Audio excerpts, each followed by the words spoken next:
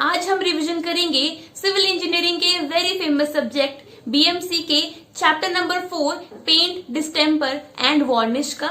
दोस्तों, मैंने इस वीडियो में रिवीजन के साथ ये भी बताया है कि एएन जेएन एग्जाम्स में ऑब्जेक्टिव में किस प्रकार के सवाल पूछे गए हैं, तो आप वीडियो को ध्यान से सुने एंड एंड तक देखें।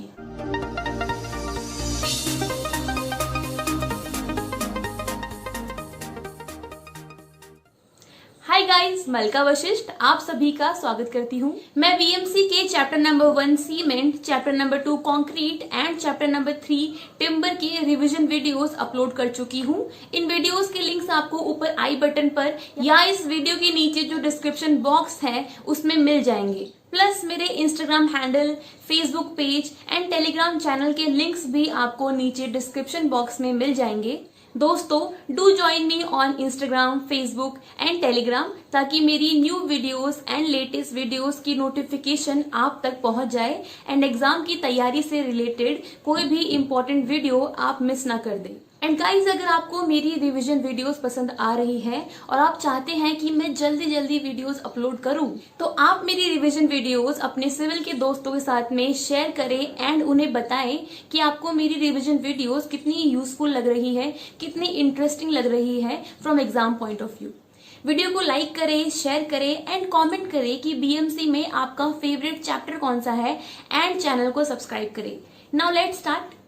दोस्तों, शुरुआत करते हैं पेंट से, जिससे हम भली भांति परिचित हैं।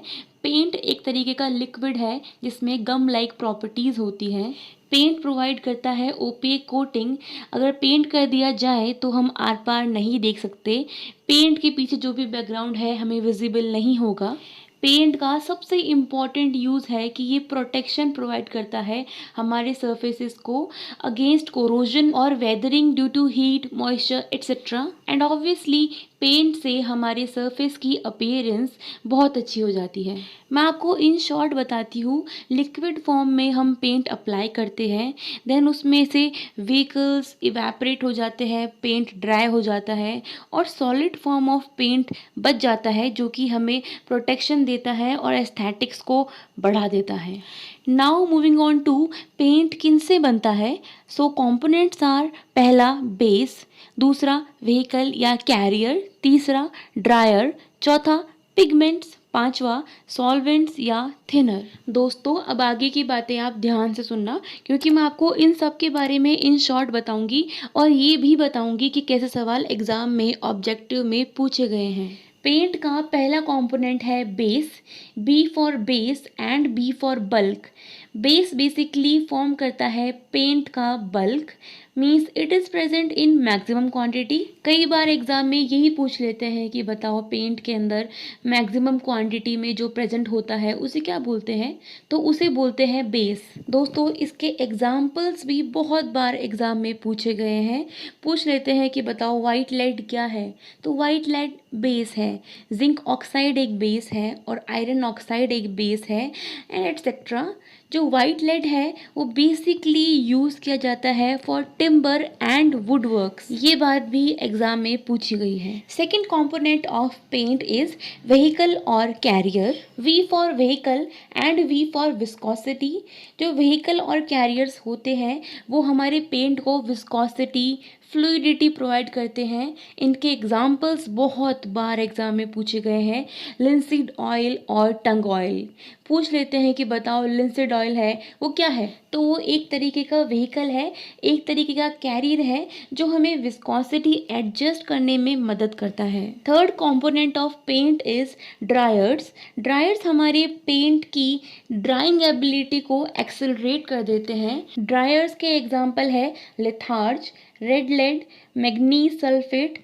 दोस्तों, लिथार्ज बहुत बार एग्जाम में पूछा गया है कि ये क्या है, तो litharge is a kind of dryer. और दोस्तों, ड्राइंग प्रोसेस के वक्त व्हीकल्स, सॉल्वेंट्स इवेपोरेट हो जाते हैं और पेंट अपने सॉलिड फॉर्म में आ जाता है। Fourth component of paint is solvents और thinners.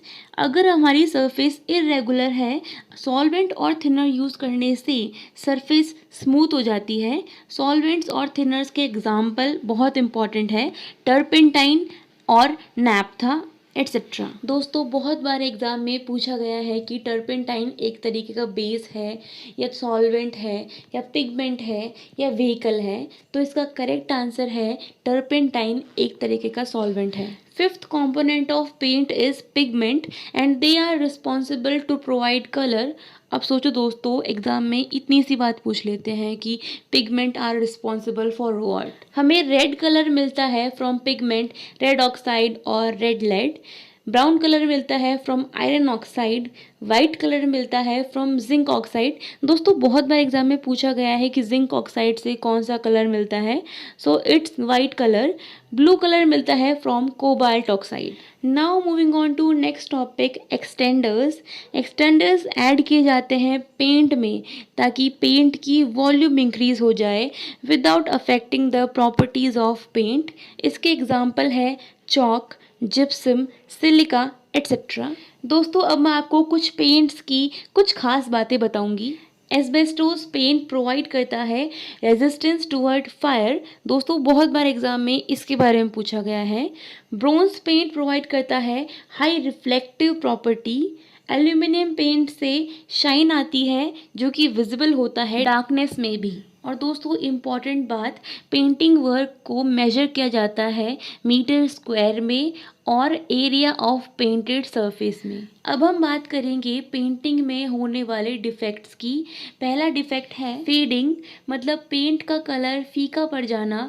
It is basically due to sun rays. जब पेंट की परतें उतरने लग जाती है तो उसे फ्लेकिंग या पीलिंग बोलते हैं, मतलब detachment of paint film due to poor adhesion. अगर हमारे टिम्बर या ब्रिक में नमी फंसी हुई है और उनको पेंट कर दिया गया है तो टेम्परेचर इंक्रीज होने के कारण वो नमी सरफेस के बाहर आने की कोशिश करेगी और ब्लिस्टरिंग नाम का पेंटिंग डिफेक्ट होगा।